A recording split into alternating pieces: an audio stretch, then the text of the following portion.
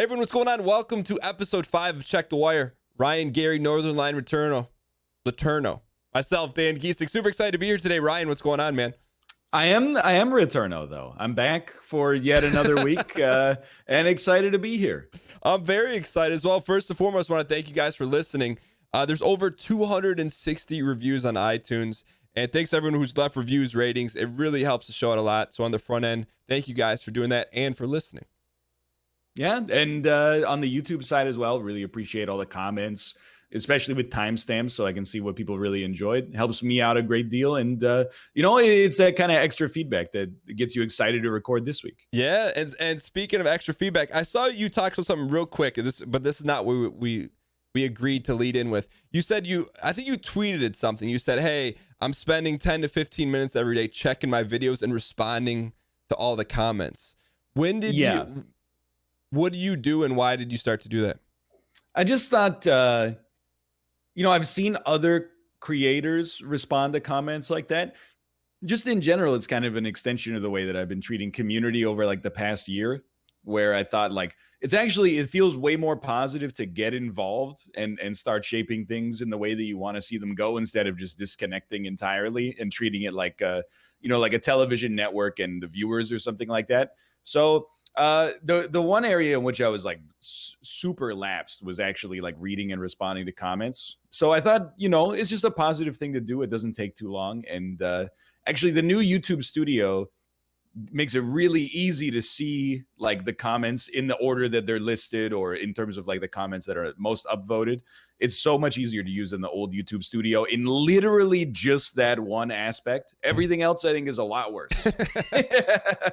But I'm sure we'll talk about that when it's forced upon us at the end of March. But this is way better. So yeah, I've been going through and like, when people say like, hey, I really like this video, I give it a heart and say like, thank you. And when people say like, hey, I like this video, but you could have done this, I'm like, okay, thank you, I appreciate it. And then if somebody does the little angle bracket that's like, says he wants to get better, doesn't do exactly the right thing, then I hit it with the heart and I say, hey, cool it, meanie, you're being a little bit weird right now. And I think it's said in a nice tone. Everybody likes to know that their comments are being responded to and at least read, right? That way you're not just throwing it out there and you're like, no one's going to read this, so I'm going to be a jerk anyway. Yeah, no, I do the similar thing. I've been doing it for a little while. Not always as diligent, but I always try to respond, or at least heart, because I think it's just like a subtle nod of the cap to someone listening. For me, it's like, hey, thank you for taking the time to comment.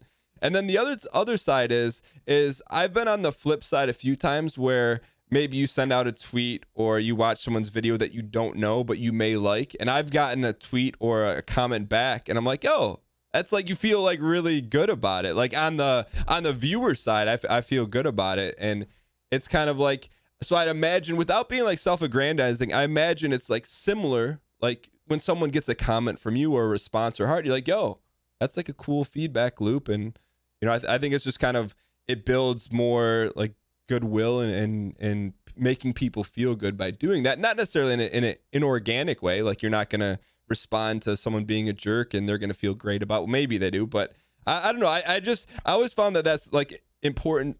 It's always been important to me to do, but it's cool to see like that you're doing that now, because I know in the past you've had like you said, like a hands-off, a laissez-faire on the community and let it handle itself. But I think it was interesting to hear you say is that you're like shaping it by how you respond. And I think you realize this, but some people may not realize this, by you getting involved, people are going to see how you respond, and maybe more importantly, who you respond to. So I would imagine you're going to get more comments in the same vein of people you respond to versus, people being a jerk, which I think is pretty cool.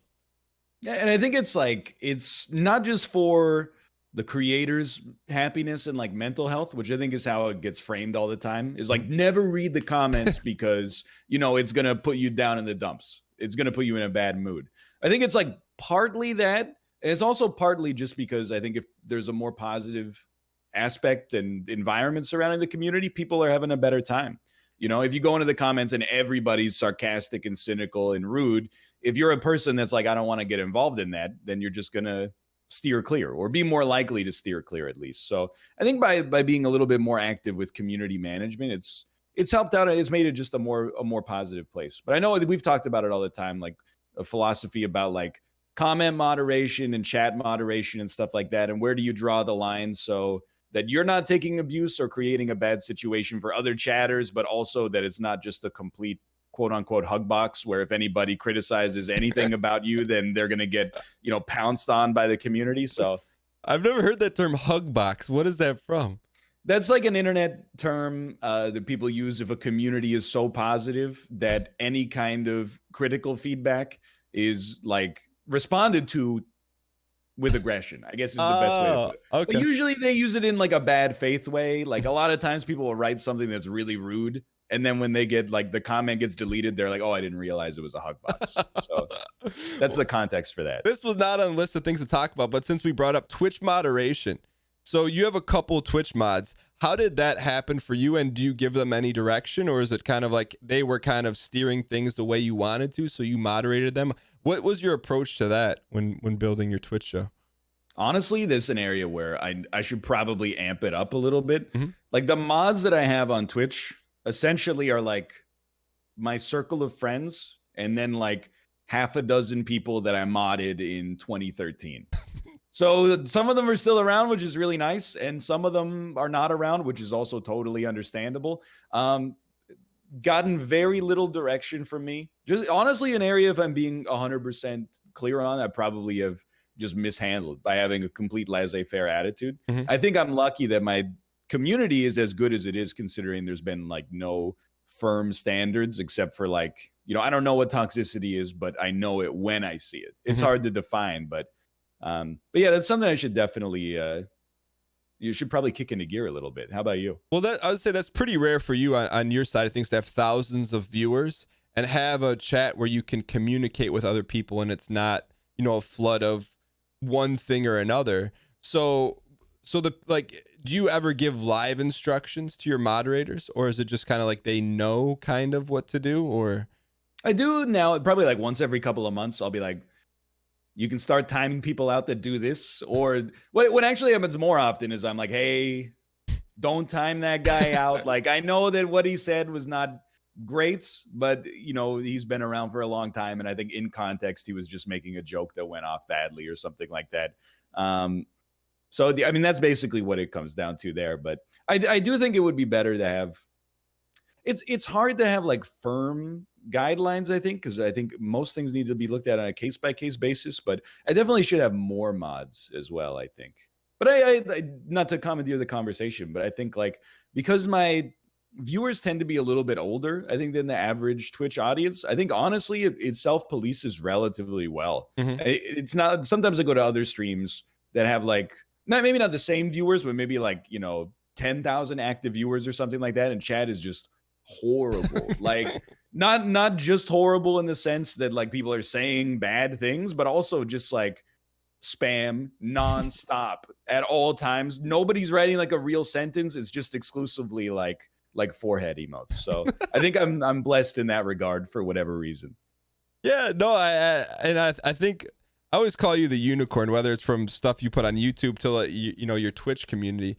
I think, and I haven't really stopped to think about it until now. It's like you can go into your channel and there's like usually a conversation going on, and you most of the time, or sometimes it's like a riff off of what you said, whether it's is a potato between a piece of bread, a sandwich, or whatever, and then people will be debating that. And to have that many people to be able to do that, I think is is super unique at your level, or at least in terms of your volume. But on my side of things, I think I've taken a different approach, just because in my early days of Twitch, it was really kind of a unique standpoint. When I first started on Twitch, there was the people that watched were like all Big Brother people. And so it was a really unique scenario, to say the least. And I learned a lot from that, where it was like, there was just like a lot of cliques and stuff in the community. And it was nothing I'd ever had any experience with or any sort of, any interaction with it all. So the second time around, when I really launched the show, I tried to think about, hey, this is what I'm looking for. And so I think I have like the inverse side of you. Like in the Discord, I have a mod room, and it's like basically here are, the 4 rules or 4 guidelines, and I trust you to enact within those 4 rules. If there's ever any problem or anything, just reach out to me and I'll do whatever I can to help. But I think for the most part, you set the standard for the show, right? So whether it's how you act and how you treat people or vice versa, I think the community, the thing I think is interesting is when, and without calling out at streamers, because that's not the point of the show, is that you'll see people complain about their chat.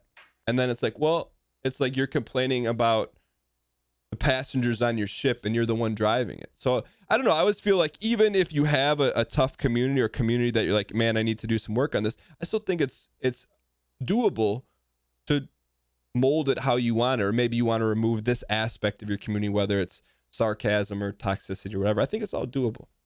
Yeah, and I think like my community is kind of like a living example of that, where for I don't know, maybe like 6 or 7 years, it was pretty much completely hands off. Mhm. And I would get frustrated occasionally. And there were elements within the community that I was like, I'm not a huge fan of this, but there's nothing I can do about it. And then I thought last year, what if I started doing something about it? And it's helped out a lot. Like I think we've cut out a lot of that and diminished a lot of that within even just 12 months. And it's partly like setting rules. If you post this, you'll get timed out. If you post a thread on the subreddit that, analyzes the mental health or behavior of anybody that we work with, that's considered incredibly disrespectful, and we're going to get rid of it before it becomes a huge problem. I think it's also partly just not giving that stuff attention anymore. I think when people realize this is not how we do things here, they take it elsewhere, or they just stop talking about it. Yeah, when you said, and it took me a while to learn what it was, but when you said no more meta threads on your subreddit, like I didn't understand what that meant, but I did notice like when you did that, it was like, because you're rarely like super serious, but whenever that directive came down, it was like, hey, this is enough. This isn't going to happen anymore. And I feel like that's the first time that I had seen you from the community standpoint to be like, hey, this is enough. And then it kind of, things kind of fell in line. And then all of a sudden, you saw way less and almost zero, like, I guess you'd call it drama threads. I don't know, analytic threads. And I think, like you said, it made it a more enjoyable place to hang out in, at least in your subreddit. Yeah, I mean, it's just again, there's no like rule book for this stuff because it's brand new, right? So the reason we had to ban meta threads for people that don't have context on it is what would happen is there would be like an appreciation thread for somebody that's involved with the show, and there would be like 95% positive comments, and then there would be like 5 people that are like, because this person is getting a lot of praise right now, they feel like it's the right time to chime in and start tearing them down a little bit. They're like, I don't think it's bad that there's an appreciation thread, but are we just ignoring this element of their personality? And it would start like these huge arguments. And eventually I was, for months I was like, there's nothing I can do. And then I was like, I could just cut the thread off as soon as I see it. And, the original poster might be mad, but so be it. Yeah, no, I think it had a ripple effect. Like you started to see things like change. It'd be interesting to see when you did that, if there was not backlash, but if there was a reaction in the chat as well, that it's like, hey, this is not that it ever happened in your live Twitch chat or anything like that. But I don't know. I think when you get, I don't want to say serious about something because that's not the right term, but when you make something a priority, I feel like the community feeds off of that and sometimes looks for it too, So yeah, no, I definitely agree. Is there anything that you're looking to change now or anything? Because you said you feel like you should do more. But is there anything that sticks out to you that you're like, I'd like for this to stop and let me figure out how to do it? Honestly, I think it's been pretty copacetic lately. I think definitely, I don't think the chat needs more moderation, but more moderators is probably good, just so it doesn't fall on the shoulders of like literally 2 people sometimes or 1 person a lot of the time. So I think that's probably just not even so much for the community, but more for the people that are actually doing the moderation. That's probably a good step. But apart from that, I actually think it's pretty good. Like I'm flattered that people want to talk about the show when the show's not going on. I think that's really rare in this space. It's been a learning experience to figure out like what's okay and what's not okay. And what I've really learned is that instead of putting the community first, I have to put the like a health and safety of the people I work with first. And then the secondary aspect of that is that it's just made the community more positive to be a part of in general, I think. Yeah, I think you bring up an interesting point in terms of things falling on the moderator's shoulders. I look at it, I think a moderator has a really tough job because they're like the bad cop. You know, we get to Yeah. be the good cop, but they're the one that puts the hammer down. So one of the things that I always try to do, and I make it like very clear, and this is just how I treat it. I always say that the moderators are an extension of me.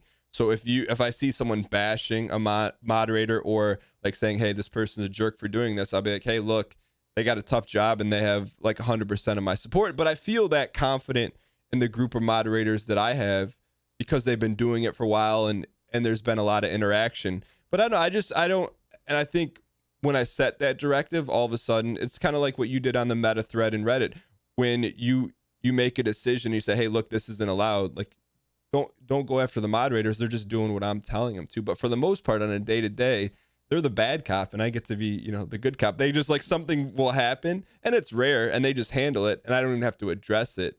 So it's like, if anything, it's just like it almost polices itself at this point, which is cool. But speaking of policing itself, this is the worst transition in the history show. But the number one, we had no plans to talk about community management at all. But on the number one topic, you said you got something loaded in the chamber. Maybe that's even a worse analogy. You said rapid fire hot takes. Yeah, so I thought one of the questions that I get asked all the time, I thought it would be good to cover it in this space so it's not just me repeating my same answer over and over, is people that, you know, we straddle both sides of the industry. Like we do YouTube and Twitch. Mm-hmm. And then in terms of social media, you know, you're on Instagram, you do your texting platform, you're on TikTok, you're on Twitter, et cetera, et cetera. I'm on Twitter, I'm on TikTok. People ask like, you know, if you had to, from a couple of different places, if you had to start now, what would you do? Would you rather do YouTube or would you rather do Twitch? Without a cop-out answer, like I'll just do both. But and from your current position, like what's better for you without getting too into the numbers, you know, YouTube or Twitch? If you had to choose, you know, what's more important to you and your brand and your content and your community, Twitter, Instagram, TikTok, you know, blah, blah, blah. So I pass it over to you. That's a really tough question because my cop-out answer is to do as much as humanly possible.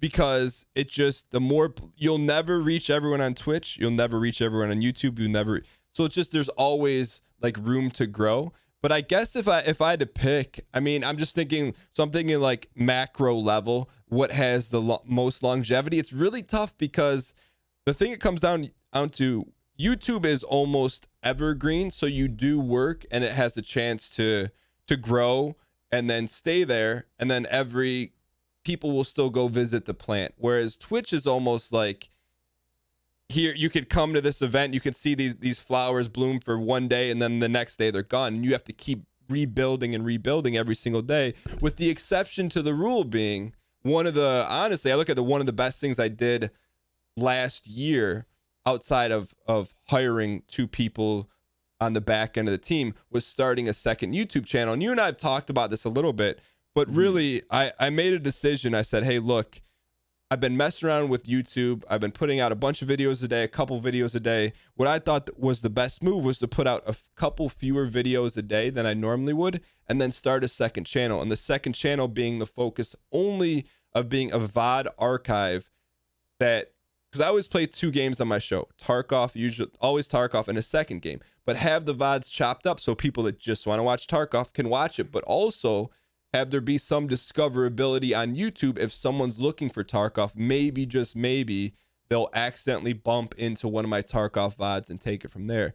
So I don't know. It's a really tough question to answer. I guess if you're thinking about this at home, you're like, hey, where should I start? I would say try both, and then whichever you feel like you like better, do that. Because I don't think one is better than the other. I think whatever you like to do better is what you're going to do better at. What do you think? I mean, if you had to start this minute right now, what would you do? I'm going to take my own cop-out answer. Yeah. And I think that I said this when I did like a TikTok question and answer period, but I think if you can only start with one, to me, it makes more workflow sense to start with Twitch, because then you can, like you did with your second channel, you can cut the VODs up export them to YouTube. And it's really unlikely you're going to get a ton of traction if you're just starting out, if you're working from zero there, but at least you do have a presence on both platforms. On YouTube, it's not like you could, I guess in theory you could record a YouTube video and then have a stream that is streaming your recorded content, but that's even less likely to, with Twitch culture, like that's not going anywhere in all likelihood. Yeah.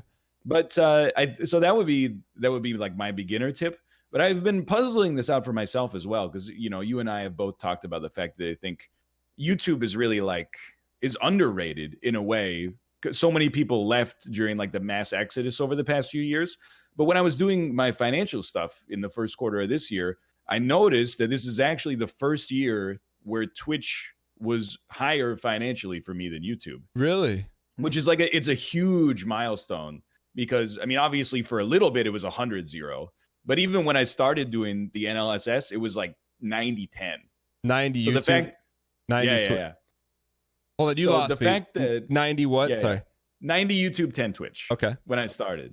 So even it was 55-45 or 52-48 or something this year. But even then I was like, I think that I've probably reached that point. I love both of the platforms. And, I love what you said about YouTube. It's like, let's say you make 2 videos a day.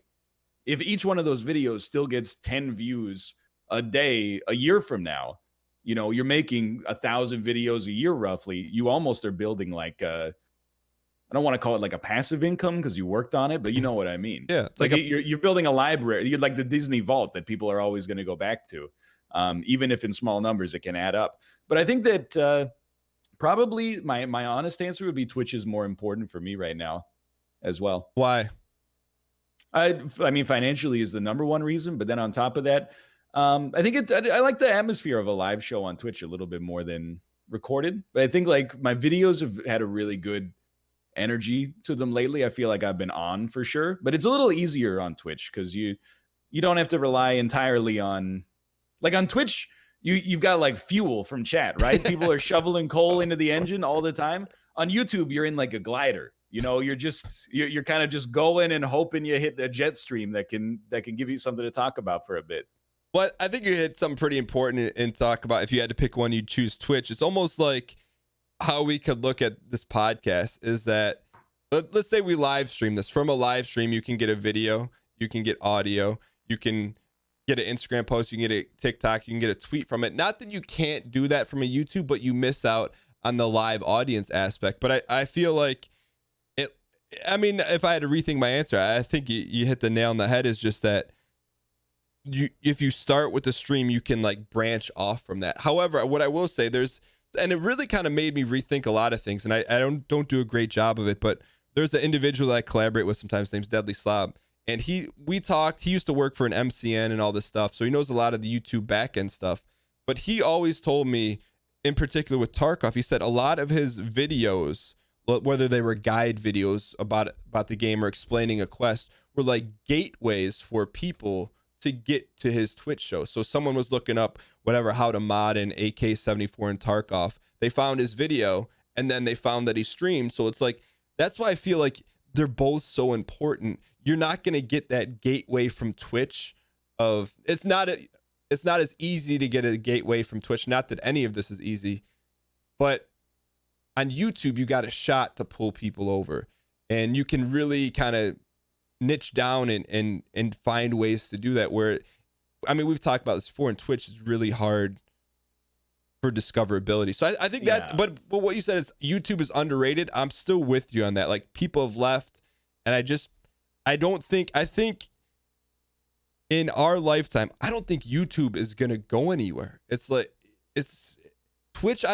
Twitch may not go anywhere either, but I just feel like it's not like one day people are going to stop watching videos on the internet. I just don't see that happening. What do you think about the longevity of YouTube and Twitch? Not that we're qualified to talk about this stuff, but we got to make business decisions where we spend our time. What do you think? I think they're both in an okay spot for sure, but I think I agree. I see YouTube as it's not like the TV, but it's one step below it. If YouTube hasn't been dethroned by now by another video platform, I'm not saying it's impossible, but I think that people look way too much in like the 90s and the early 2000s for their model of how like platforms work on the internet. And they say, well, like, oh, first there was Friendster, and then Friendster got replaced with MySpace, and then MySpace got replaced with Facebook. Yeah, that was in like 2006. Now we're in 2020. Facebook's not going anywhere. They got rocked with controversy after controversy, and there's still, people have lost a lot of faith in Facebook, obviously, but it's still around, and it's still like the biggest social media platform, I'm assuming, at least in America. So I don't see YouTube going anywhere unless something completely unfathomable happens. Twitch, I think it's slightly more up in the air just because of the fact that there's other platforms that are still competing, and I think the landscape is still a little bit more fluid. In particular, I think, like, I don't look to, and this is probably a topic for another show, I don't really look to Mixer or Facebook streaming, or like, I'm trying to think of all the other like platforms. YouTube streaming. YouTube is the one that I think is probably the biggest quote unquote threat to Twitch, which is not necessarily bad from a creator standpoint for us, but in terms of Twitch itself as a platform, I think it's in a great spot. It's definitely in the dominant spot out of all the platforms, but I think YouTube does pose a threat to it. But in terms of like streaming itself going away, I don't think so, no. Do you think outside of YouTube, do you think there's any other threats to Twitch, or what would be a threat, in your opinion, hypothetically speaking, that would dethrone, I don't want to say dethrone Twitch, but make it less relevant? I think it's hard. I really think that when an internet platform reaches a level where almost everybody is on it, that becomes its number one selling point. Like, I think that's why everybody's parents and grandparents are on Facebook. They might be concerned about like privacy violations and stuff like that. But if your grandma is only on Facebook, you're not going to tell her to get on a new platform. You're just going to be like, hey, grandma, I'm going to keep using this for Messenger, right? So I think that's the best thing that Twitch has going for it. I think other platforms can offer better services for viewers and creators, but especially like, let's say you're a creator on Twitch and you've got like 5,000 subscribers. You basically need a barrel full of cash to move to a new platform, because you're giving that up just to try something new that's like, so what, we have like better servers, like the latency instead of 3 seconds to the viewer is like 1.5 seconds. So I think you need to do better than offering like a better product to the viewer. I think you actually need to offer a much better product to the creator. And that's really hard to do as long as Twitch Prime is still around. If they hit a rocky road and they have to remove Twitch Prime having a free subscription on Twitch, I think that you could see a little bit more shakeup in where creators choose to go. Mm-hmm. But I think that's such a big selling point for Twitch, especially if you're already big on Twitch, that it'll be tough to pull people away without like those ninja style deals, Yeah, it's interesting because I was thinking when you were talking, I thought YouTube does videos best, right? There's no one one even remotely close to them. So I'm almost like YouTube should stay in their lane and only do videos, but at the same time, like for streaming gaming, they have all those people already there. So say, for example, I mean, we'll never know, but let's say, for example, tomorrow you go live streaming on YouTube. How many of those people that would never, ever go to Twitch for whatever reason and wouldn't watch you live there, maybe they don't know, it doesn't work, whatever. Like, it would be interesting for you with 800,000 subscribers to go live on YouTube just to see what would happen. I know, there's contract and stuff. Yeah. I don't want to say I don't want to say what you can or can't do, because I don't know. But I don't know. It's like you have two audiences that are both in great shape, but is there any way to mix them together? And one of the things I've been messing with on YouTube is, and I don't know if you've done it at all, but there's an actual, like, I call it like a Facebook wall in YouTube. Posts. Yeah, posts. And there's Instagram stories in YouTube, and there's posts in YouTube.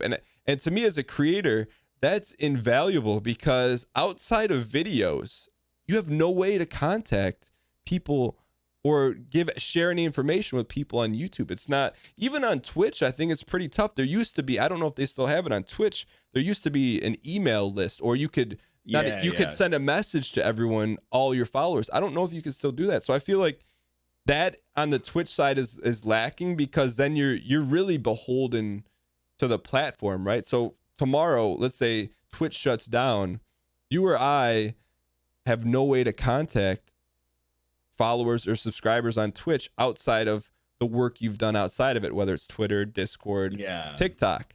So I don't know. That's what I like about, I like that YouTube does that stuff, but I also feel like they need to do some stuff as well. Yeah, I mean, I think you're right in the sense that, you know, I have no idea how YouTube stream would perform. But I do get people even now. I've been streaming on Twitch for like 6 or 7, actually probably closer to 7 years. And I get people that come into the chat that are like, oh, I've watched your videos forever. I had no idea that you streamed. This is the first time I've ever seen you streaming. And I'm like, it's like you said earlier, you know, you can never fully reach 100% of everybody on every platform, even if they already know who you are. So, which is probably why we end up repeating ourselves so much just to get it across. But yeah, I mean, I'm not pessimistic about the state of the industry at all. Like, I think that video content and live streaming content it can only go up, at least for now. And audio content, which is, you know, part of the reason we're doing the podcast on top of this. But I do think YouTube, there's a couple of advantages that I like with YouTube, even though I prefer to stream on Twitch for now, at least, and have no complaints about Twitch in general, to be honest with you, and a lot of complaints about YouTube, but that's a different story. One is that YouTube has just 100 times the people on the website. And it's already where my primary audience came from in the first place. So yeah, it would probably, I don't know, I'm not saying it would get more viewers, but it would at least notify the people that are still watching on YouTube that I'm going live. And then the other thing is that the culture on YouTube is not just gaming focused.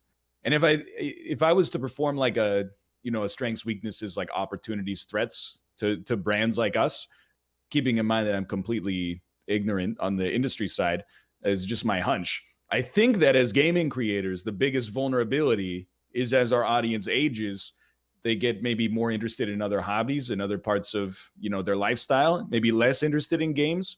So YouTube culture being about more of the personality instead of just what they're playing, I think is a little bit of an advantage for them. But this is just spitballing right Yeah, now. no, and it's funny you bring that up because I'm gonna share a story. I remember growing up and in high school too, and it was my best friend, his name was Mike, ironically enough. We'd play video games in high school in 9th grade, 10th grade. And he had an older brother who was 4 years older who liked video games, but as he got older, he stopped playing. And I remember always telling myself, like, hey, I wonder if there's a time when I'll not be interested in games. And then we get older and we'd be like, hey, do you play the latest game or whatever? And we get older and older. And I can picture in my head, like, okay, he's a senior now in high school, so he doesn't play video games anymore. So when I'm a senior in high school, I'm not going to want to play video games anymore. But it was kind of like the inverse. The more I got into it, like it continued to build. And I feel like, I don't know, I think that's where I'd push back on you. I feel like maybe some people maybe they have less time to play games. And I think I'm one of those people. But I don't know. I just feel like if you're into gaming, I think the only thing that changes, and I could be really wrong, is that your time available to spend on it. And maybe instead of playing it, maybe you watch someone while you're cooking dinner or whatever's occupying your time. But I don't know. I feel like gaming, my thought on the industry, everything, I don't even think we've begun to get started. I really don't. Yeah, I mean, this is getting really out there. I think 25 years from now, you will see one of the major sports toppled by maybe one. You can just say baseball. We all know your thing. Not toppled where it tumbles, but all of a sudden there's an esports league or one or two games that collectively make up a much larger audience than whatever the major sport is. I'm going to put it on paper right now on tape. It's going to happen in our lifetime. I just believe that because I just think kids now and where we are in life, it's what people like to do. What I like to do now is when I go around and whether I'm grocery shopping, whatever, I'll just observe what's going on. And there's so much changing, and you'll see kids, playing mobile Madden, or there's kids watching Twitch stream or Minecraft YouTube videos. And I just don't think I think those habits have changed into that, where what do you go back to? And I like reading a book. No, once you're watching a video, it's just so much more engaging, or a live stream. But I know we're getting completely divergent. No, I like to hear it, honestly. Yeah. I just think we're not even getting started. And even talking about the podcast, I don't want to get into the brass tacks numbers, but I mean, this podcast, thanks to people listening, I think we're like a top 15 podcast in the segment. And to me, that just shows everything is so wide open. And I guess to circle back to bring value to someone listening right now, if you're thinking about YouTube, podcast, Twitch, like don't wait, just do it and then see if you like it. But I just think there's still a lot of opportunity, and it may take 5-10 years to do it. But I think 5-10 years from now, you'll be happy that you started. Yeah, I think that's fair. Like, I mean, people, they were asking me like how to get started on YouTube in like 2013, because it seems like compared to 2010, there's like 10 times more people doing it. Now I'm like, some of those emails, those people went on to, now they have like 1.5, 2 million subscribers. And then people are emailing me in 2018 that are like, it's impossible now. It can't be done. It's way harder. Don't get me wrong. But I agree in the sense, I think we're still on the ascent for sure. Yeah, no, for sure. So the other thing I want to talk about real quick, because it's on the list, and I've been wanting to bring this up because I wanted to bring this up to you, and we talked about a little bit. Say that, do you ever think about when it's doomsday, but say Twitch goes away or YouTube goes away, do you ever think about what you would do in terms of how you would keep in touch with your community or let people know? Like say Twitch shuts down and then there's a 2-week lull and all of a sudden there's a new platform. Like, how do you do you ever think about how you communicate that when that does happen, or if it does happen? Yeah, I mean, all I would have right now is, I mean, if both platforms went down, all I would have is Twitter at that point. So I guess I would probably go live on Twitter like every day. And just, I don't know, even just like talk for like a couple of hours just to keep your name out there and let people know like, hey, I'm not going anywhere. Yeah, I guess that would be the only way I could think of to keep my name out there. Yeah. Well, I think that's one of the community abreast. I think that's one of the vulnerabilities of being a content creator, is that no matter what you do, you're always beholden to the platform, whether like Instagram or YouTube or Twitch. And so that's something I think about a lot. And it isn't the sole reason why I did this, but there's really 2 texting platforms out there. One is called Community, one is called Superphone. And that's really the only thing that I've been able to, I don't want to say feel good about, but when I started this texting, so if someone wants to text me, they can text me at 313-241-9639, and it's actually me responding on the other end. And it's super early, but it's kind of like how I felt about TikTok. When there's a new platform or something that comes out and I'm like, hey, this can provide value to the audience, whether it's a one-to-one interaction or maybe make someone laugh, I always like to just move on it quick and see if I like it. I feel like the texting is something that's wide open and it's so new. I don't even know how to maximize value for people. But what I do know is that in the event that something weird happens, and it's got a long way to go, that's like one way I can say, hey, look, here's what happened. You can catch something here or whatever. It's like the only direct line to the community that you're essentially in control of. But I don't know. It's been really cool because, and I brought this message up to you earlier. I said, hey, are you getting any emails or DMs about the show? And you're like, huh. And one of the things that's been happening a lot, and in regards to everything else that I've ever really done online, I've been getting a lot of emails saying, hey, the podcast has helped me, start working out, or I've been being lazy about my YouTube channel. And I don't know about you, and I don't know how we got here. Did you think that that's how this podcast was going to affect people?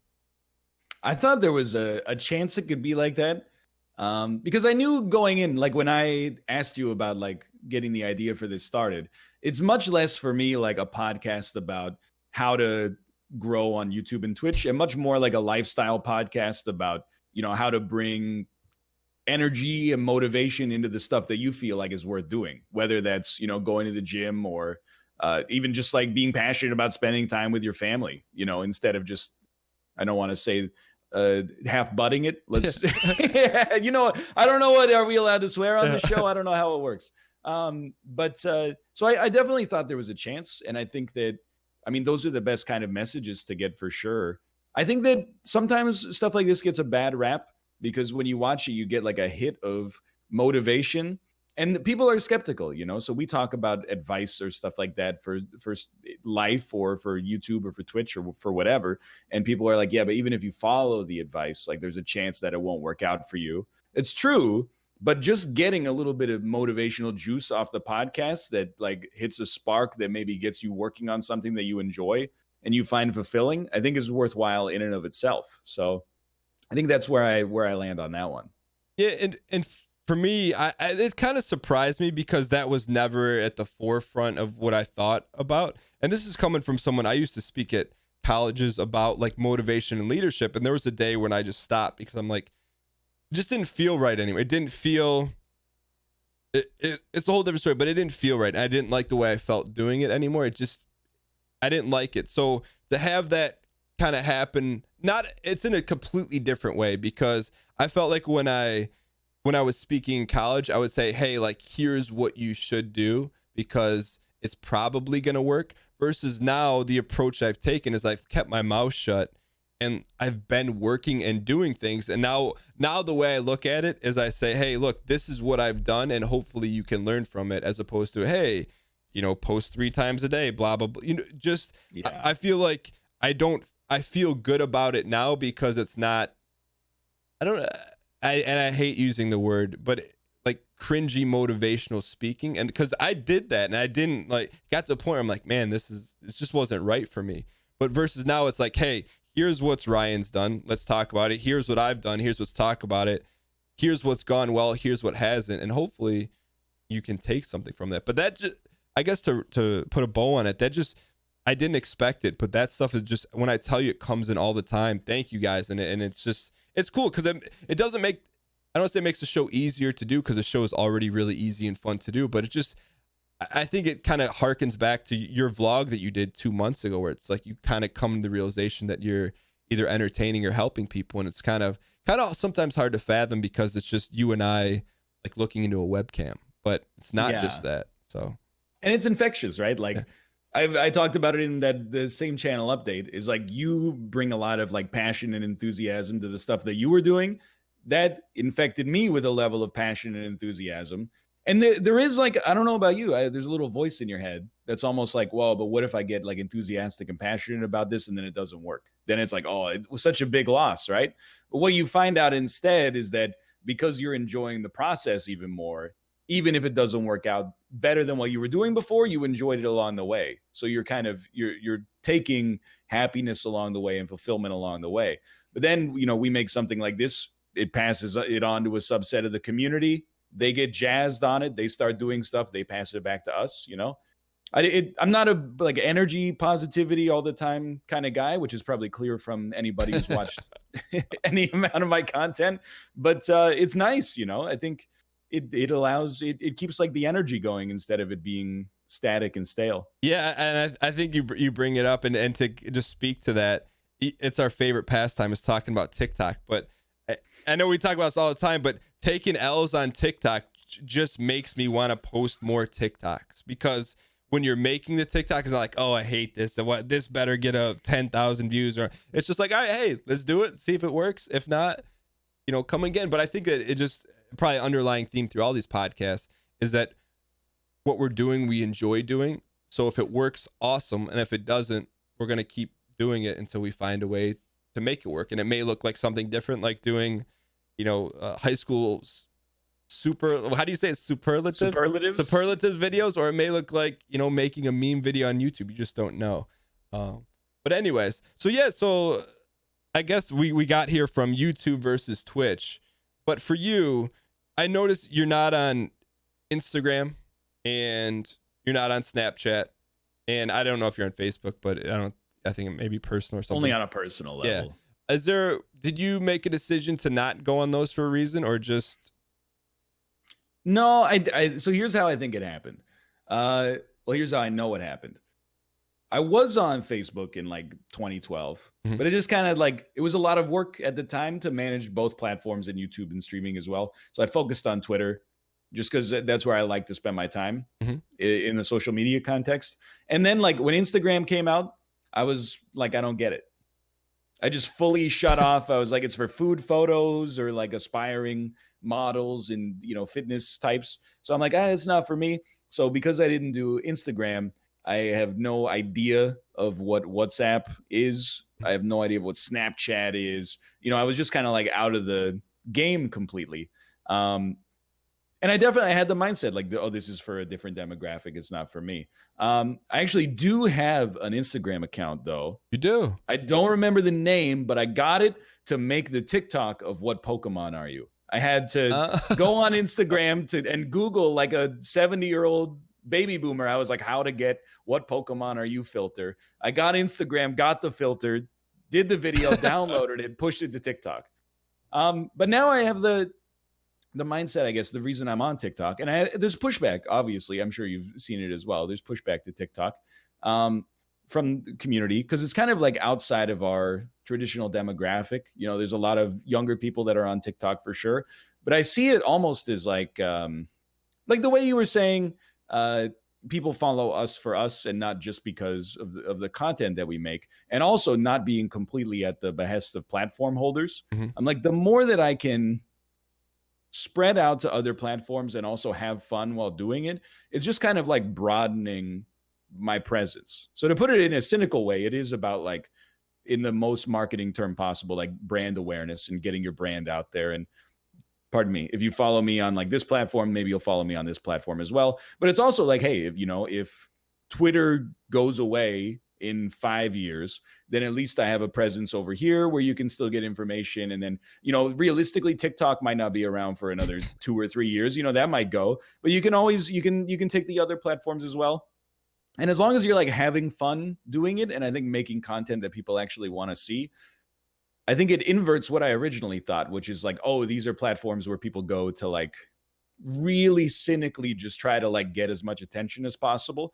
And now I see them more as like an opportunity to add even like a little bit of extra value to people who already watch. Like right now, my TikTok is just stream highlights. So if you follow me on TikTok, you get once a day, you get like a 15-second to 60-second highlight from the past 7 days of streaming. So I really think as long as you make the platform, you do the platform the way you want to do it in a way that doesn't feel super artificial, like a lot of TikToks that I've seen from various brands. But I think if you do it that way, then you can push back against it. But I'm still stuck on Instagram. I don't know what to do. I have the account and I'm just like, I don't know enough about the Instagram culture because it's been around for so long that I'm still not struggling and not like self-conscious, but I'm just like, I just don't know what people on Instagram are looking for, I guess.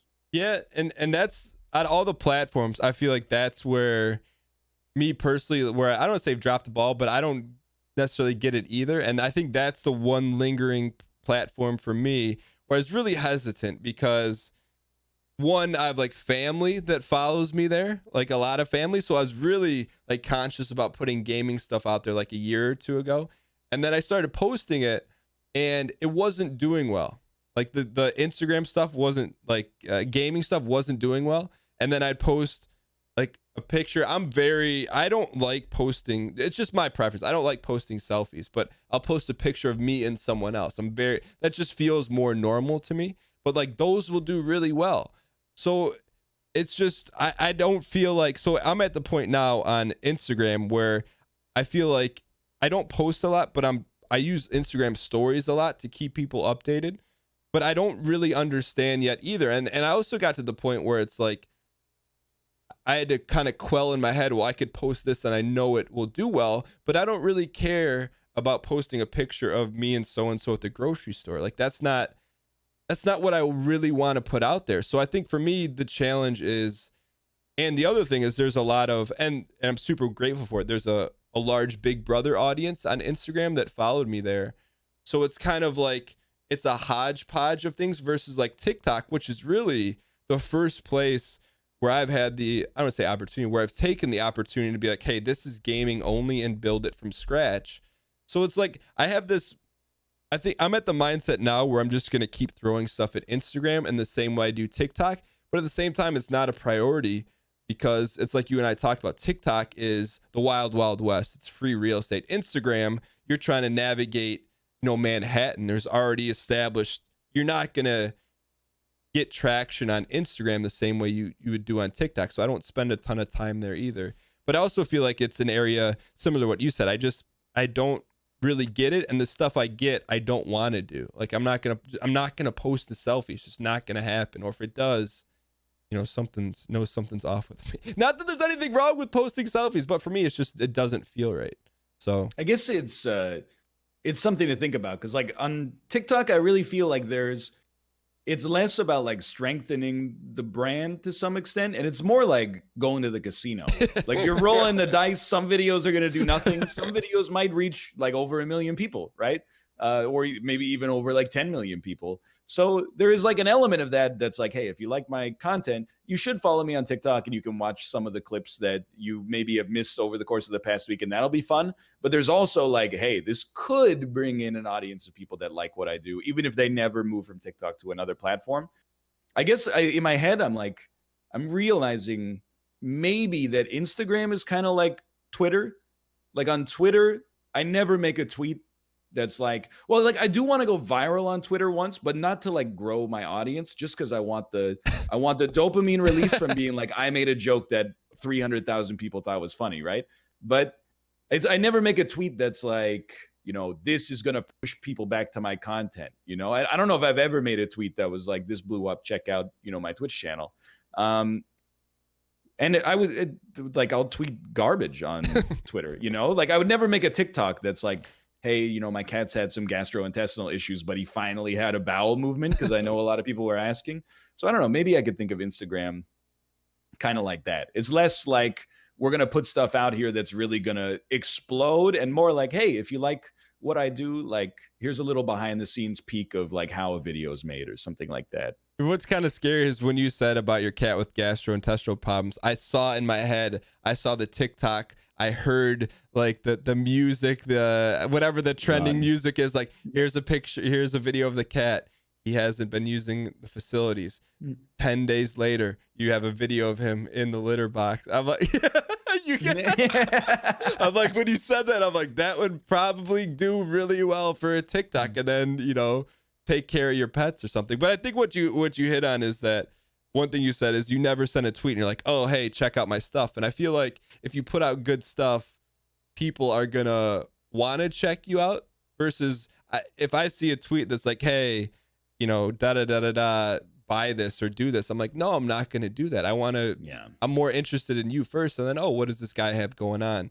And so I don't know. And that's why I go back and forth on Instagram. It's like, okay, hey, I'm fortunate enough to have an audience there, but and I think the answer is yes. Do I serve up like what they want there and just be okay with that, as opposed to be like, hey, check out my gaming stuff? Because I don't know, but I do think there is something to be said about just taking care of the community that you do have, as opposed to always wanting to like grow, So on Instagram, I don't know. I don't have an answer, but I feel like that's probably the next area I'm going to start messing around in a lot more, because I just feel like the other thing I wanted to say is that you're going to have people, for example, in your community that are only going to be on Twitch and Twitter. There's going to be people in your community that are only going to be on Twitch and Instagram. And so they just have no interest in Twitter. So if the way I look at it, if you're not there, they'll probably won't see you outside of Twitch. So that's what I kind of like. You're not going to convince someone to go from Instagram to Twitter if they don't want to, or if they're not already there. But if they're there, should you serve stuff up to them that you would think they would get value from or laugh or whatever? I think that's the question. It's kind of interesting. You've really flipped like a little bit of my thinking, in the sense that I've looked to some of the platforms that I don't use as, again, to be as cynical as possible, like riding a wave for attention and then like maybe trying to get it to feedback. But I was just thinking like the fact that people are not always on every platform, obviously. It's like when you go to like you have a problem with the product that you bought and you go to the company's website, and the only way that you can get in touch with them is by calling them. I'm mad. I'm like, I have a problem with your thing, but I don't want to call you. That's like such an inconvenient way for me to do things. Like I normally don't use the phone. I'm like, if I have a problem with a company or I want to get in touch with them and they're like, email us, live chat, you could call us toll free. We've got a Twitter account, we've got, open DMs on this service that you can get to. I'm like, okay, then I can actually like get in touch with them and resolve this. So I guess I'm starting to look at it just over the course of this conversation more like that. Like the texting thing that you're talking about, it's super weird to me. I'm open-minded about it, but like I would never give my phone number to the service as an end user to text somebody. Mm-hmm. But some people might be more comfortable with it. And I kind of like the idea of people have the ability to get one-on-one feedback from you directly instead of sending you a tweet at 4 a.m. my time that they might really want an answer to, but I'll never read it because by the time I wake up, there's already 80 tweets that have pushed that down in my feed. So yeah, I kind of like the idea of just at least having a presence on all the platforms so that you can respond to the people who are there predominantly. Let me play devil's advocate. Who's your favorite NHL player of all time? Of all time? I don't know if I have an answer for that one. Let's go with who's your favorite Elias, comedian? Let's go with Elias Pettersson on the Canucks right now. Yeah. If he said yesterday, he's like, or on Twitter, he's like, hey, text me at 720-555-1212. Yeah. And you knew he would see it and you knew he would text you back and it was him. Would you text him? Yeah, I'd probably text it. That's what I mean, and it's cool. So the texting, like I'm experimenting with and just having fun with. So I'll we can talk about it later for sure about what works and what doesn't. But I want to speak one more thing about like the Instagram side of things, and I think you hit something that I think people would really be interested in, at least on your side of things, is that showing behind the scenes stuff. What to your level of comfort, what does your setup look like? What does your when you're about to start a video, what does your screen look? Just stuff like that. I think and this I'm framing in my head when you were saying that, I'm like, man, maybe I just use Instagram as a way to share behind the scenes, maybe more personal stuff that I wouldn't put out on Twitter. But I don't know. I don't have the answer, but I don't think you can ever lose doing what you said in terms of making a frictionless experience. And for example, and I get fired up about it, but I could see people maybe not. But when we launched the podcast, it was on iTunes, Spotify, YouTube, Stitcher, SoundCloud. And then we started to get tweets. What about Google Play? What about Google Podcasts? What about FM, whatever? And I think I get excited about that because to me, it's like we have to offer, like you said, the tech support, or how I view it, wherever people want it. And the more friction or hoops they have to jump through, is more reason for them not to listen to. Like, hey, I'm not going to call this support line because I don't want to be on 20 minutes. Hey, I'm not going to listen to it on iTunes because I don't have an Apple phone. Hey, so I feel like the way I look at stuff is I just want to make it as easy as possible for people to watch what they want to watch, how and where they want to watch. And I feel like in the long run, it's more work and stuff like that, but I don't like that's your job. Why are you laughing? It's like the way I look at the easier I can make it for people, that I think that's a win. And I think people appreciate that versus like, oh, we're only on iTunes and Android. No, just be everywhere. Forehead. So yeah, it's like when I was looking like a few months ago, you could buy like they're called Kodiak cakes. I think they're like protein pancake mix, right? And I was looking in the US, you can buy them anywhere apparently. But I went to the Canadian website and it was like, if you want to buy them in Canada, you can only buy them at this one chain of grocery store. And I was like, well, I guess I'll never buy Kodiak cakes then, because the closest one to me is like 45 minutes away. So I guess using that analogy, yeah, it's nice to have, you want your product to be in as many stores as possible. I definitely think 5 years ago, if I had launched a podcast and someone was like, hey, can you put it on like, T-Bone FM or whatever that 6 people are using, I would be like, that's a waste of my time. But now I'm getting into the mindset more of you that's like, hey, for, like a half an hour of my time or something like that, even if it only has, if it adds 2 listeners and they listen to one show, then that's an equivalent time investment. Everything after that is just gravy. Plus it makes them feel good that they don't have to install another app or sign up for another service just to listen to what you got coming out. Yeah, I don't think it'll ever feel wrong, and I could be wrong. I don't think it'll ever feel wrong or not right doing something positive or something for your community, and it's like, and this, I wanted to bring this up, just kind of squeeze it on the back end, I talked about it with you a little bit on Discord, but I'm doing this 7-day series on this game called Stone Shard, which I know you're playing. And I did a first look at it, and like based on the initial numbers, I'm like, okay, I know traditionally, based on the trends or whatever, this video series is not going to do well based on a lot of things, based on the numbers, based on I know series don't do well on my channel, but I'm going to do it anyways. And like the analytics matched up to what I thought they were going to be. They just not like probably the worst performing series in probably a year and a half, maybe 2 years. But at the same time, I told myself I want to do it anyways because I think some people will like it. And I know I really like the game. But I wanted to bring that up to you. Have you ever done a series like that where you knew, hey, this is going to be, I don't want to use the term not well because Yeah. it makes me or you sound not grateful for the people that watch it. And that's the number one thing I am, is grateful that people will care to watch a series like that. But have you ever done that knowing that the trends and everything say it's not going to be a on par performing series with what you normally would do? You're right. It's prickly to talk about because everything is like somebody's favorite Yeah. series, right? Even a video that you've done that's gotten 10% of your average views over its lifespan, people will be like, "Oh, I love that video. Why are you talking smack about that video? That was like how I found you." Yeah. But yeah, definitely, many times every year. The example that comes to mind right now, and it's still like I catch not heat, let's say, but like people bring it up to this day, is we used to do like these Paradox Grand Strategy multiplayer playthroughs in Europa Universalis 4 and Crusader Kings 3 or Crusader Kings 2, sorry. And like at first they did pretty well and they're fun to do and I like the games. But then they waned like a lot to the point where, and this is just because we're speaking frankly, like 7 episodes of this recorded in multiplayer would be equivalent to like one Isaac episode that took substantially less time to produce.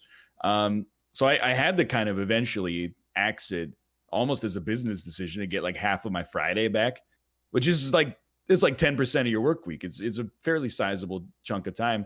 And I felt bad because there's people that even to this day are like, man, anytime I'm like talking about a new series, they're like, are you going to bring back EU4 multiplayer? Are you going to bring back CK2 multiplayer? And I'm like, I can't really. But I think like, well, first off, like I'm surprised that Stone Shard is not doing well on your channel. I guess it just shows you like on YouTube, you never know, right? Because like in my channel is doing fine, not crushing it necessarily, but you know the first video that was the Northernlion tries did really well, which is like, oh, I looked at it and I was like, oh, people want this, so I made a series and the series has gone fine. But yeah, I mean, I've done like passion project stuff, I guess, before on YouTube. Usually I try to time limit it, which is I know what you've already done with Stone Shard. You're like, I can give a week of goodwill for this without putting myself out too much, and then you know we can get back to the top 5 Tarkov kills of February 2020 or whatever. But I agree. Like I think you if you have the time, you can't lose by doing something that at least some people will like. You know, I've been in this, and I want to go back to what you were talking about earlier, but just to pivot for a second, like I've been getting into a more mindful state on Twitter where like I find myself sometimes like I'll read a comment and be like, I like that. That was nice. And then I'll just scroll, right? I won't even acknowledge the tweet at all. And I've did that for years, not even acknowledging it, occasionally liking it. Now I'm like, hold up. Somebody took like maybe 5 minutes out of their day to tweet you something nice out of the blue. You should really like hit it with a heart at least and be like, thank you so much for saying that. That was really nice. So again, like, yeah, it's time, but I don't think you can lose as long as you're pumping it back into the community, you know, and not taking it for granted.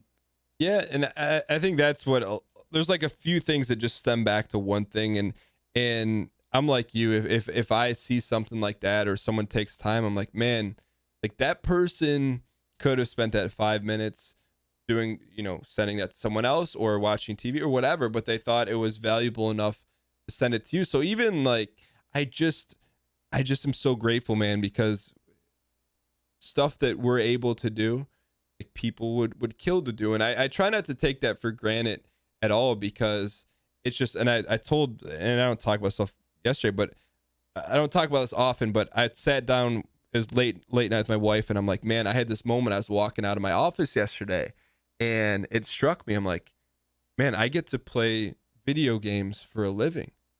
And and you don't, I'm always working and stuff like that, so you don't take a step back to think about it. But look, if you were to tell your 12-year-old self that, like, are you kidding me?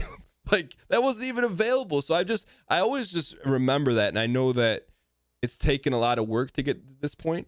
But the reason why and we joke about this, about, you know, posting a YouTube video of someone driving a Lamborghini and saying, oh, I couldn't have done this without you guys watching. But that's how I feel on a day-to-day basis. So, and I know the impact it has, right? Like when you tell someone thank you, I bet whatever it was, I bet you at least at worst made that person smile, and most likely probably might have made their day. And so I don't take that stuff for granted. And really, and I will probably talk about this a lot, but it harkens back to that vlog you did. That struck me in a certain way of like accepting the fact that you have the opportunity to make people laugh and smile and entertain them, and to be okay with that and then embrace it. And I feel like things just kind of grow from there. But anyway, so that was my wrap up. With that being said, Ryan, we had like 12 topics. I think we did one, yeah, maybe 1.5. 1.5. But as another way, a new record. The new record. But I do want to. So do you have the notes pulled up? Yes. Okay.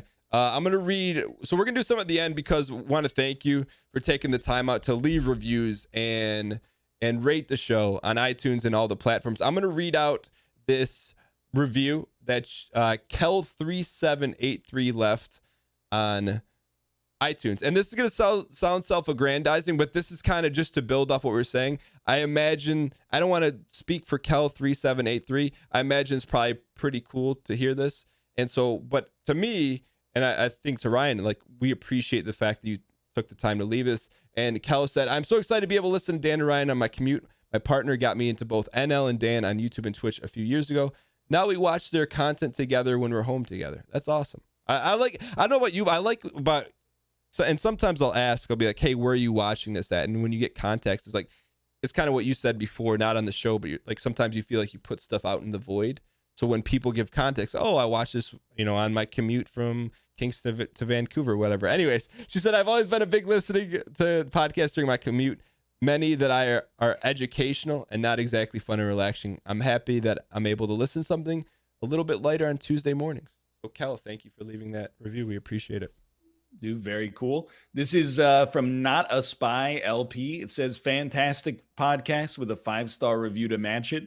I love listening to these two talk. The ideas they share together, along with bouncing ideas off each other, is great. For the longest time, I didn't want to take the leap of making videos at all. But after listening to both, between videos and the podcast, I decided to take the plunge and figure everything out in real time and just have fun. Thank you, Ryan and Dan. Keep up the good work.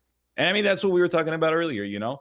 There's always a chance you do it and it doesn't actually end up manifesting itself in like huge growth or, you know, big success in terms of popularity or financial. But, you know, as long as you're having fun with it, then, you know, you've already won before the numbers even come in. Yeah, so Not a Spy LP and Kel3783, thank you guys so much for leaving reviews on iTunes. The single best thing you can do outside of what you're already doing, is whether listening or watching this, is you can leave a review or rating on iTunes or share the podcast with someone that you think will enjoy it. We can't thank you enough for all the support on the show. Only 5 episodes in. I don't want to speak for Ryan. I'm really excited to do these every week, and I hope you guys enjoyed it or entertained by it and got some value from it.